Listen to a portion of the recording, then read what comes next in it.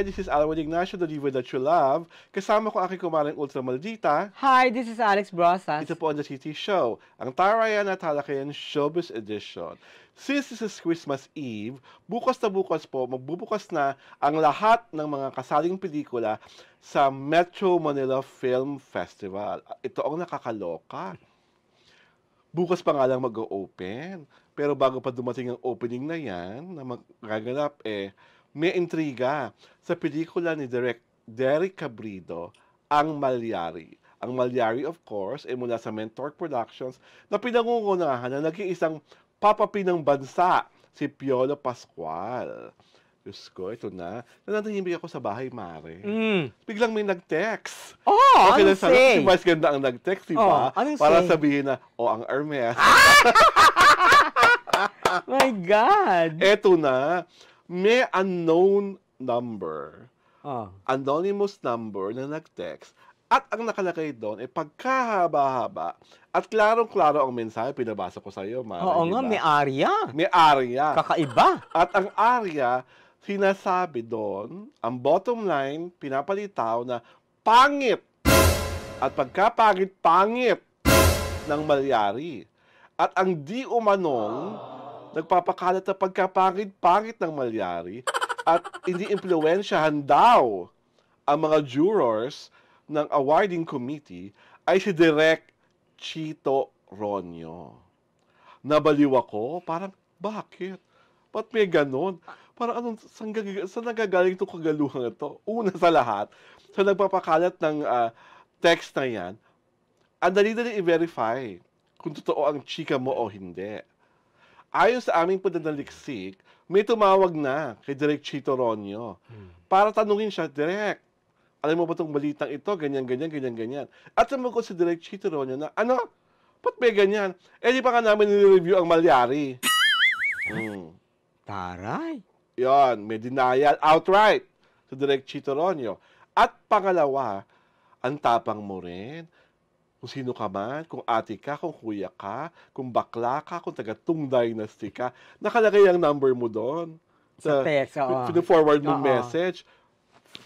My dear, naka-register na lahat ng SIM. Yeah. Pag talagang ang mga taga-Malyari ay nanggigil sa'yo, mag-discover kung sino ka, saan ka galing, saan nagmula ang kabalbalan mong yan, at kung sino man ang nag-utos sa'yo, damay-damay na to. Diba? Napaka-unfair naman na ginagawa niyong ganyang kampanya against a movie na ang perception lahat ng tao magandang-maganda. Lalo na nga ito ay tungkol sa isang first ever documented serial killer nung height of the Spanish regime at ang nakakabaliw pa doon, pare si Malyari. So Mara, ano masasabi mo sa ginagawang kapangahasan ng nagpo-forward ng text na ito? Cheap. True. Diba?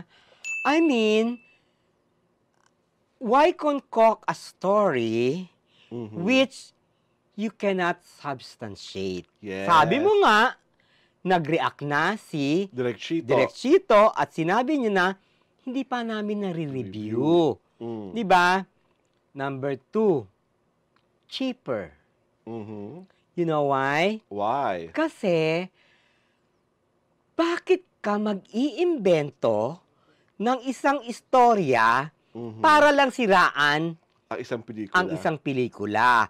Ibig sabihin, you are beholden to someone na may sa Malyari. Yes. Na feeling mo, feeling ng kung sino man beholden ka, may may galit sa Malyari. Saka diba? Saka parang gusto niyo sabihin na pinapalabas yung pangit kasi parang si Malyari is the movie to beat. Oo, di ba? 3.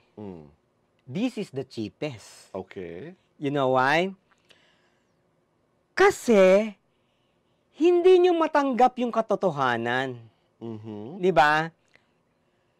Kung tanggap nyo ang katotohanan, hindi kayo gagawa ng ganong chika. Di ba?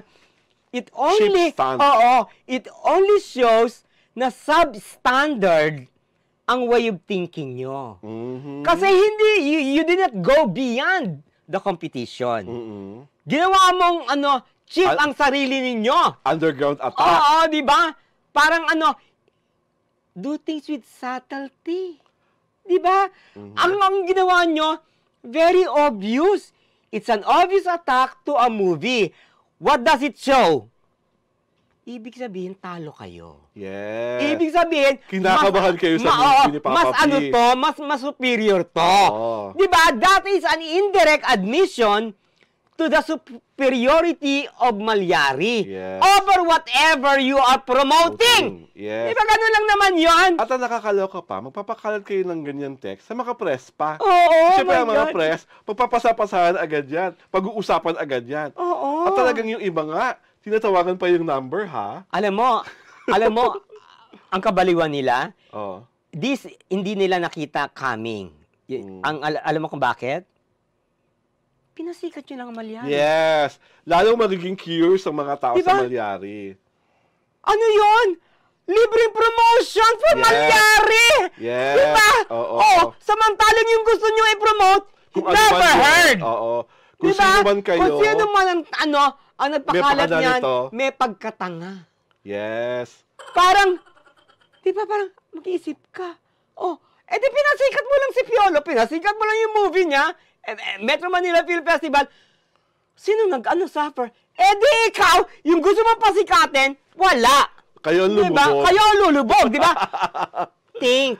Di ba? Sabi nga, think before you text. Nakakaloka, di ba? Parang, I know this is a make-believe world, but please, make your actions believable! Saka pa, of all people na gagamitin nyo, Direk Chito Ronyo pa, na napakataas ng respeto at credibility ng director na yon. At talagang, si Direk Chito, open sa mga press. Kaya nung nga siya, hinabi niya agad yung totoo. Di ba naman review? So, saan galing yan? Diba? Obviously, tawag dito? Smear campaign. Smear Black campaign. propaganda. Di ba? Parang, alam mo, ang nagiging obvious, threatened kayo sa movie tuloy.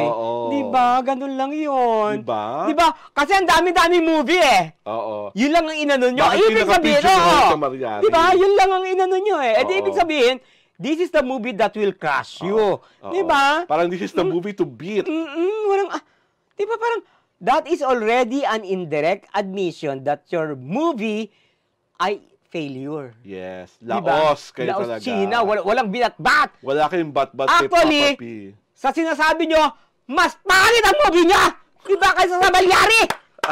Luka-luka kayo! Diba? Mga baliw. Mali ang inyong naging taktika sa oras na to.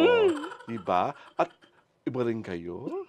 Ang mga atake nyo, Paskong-Pasko, may ganyang galawan. Diba parang nakakaloka, no?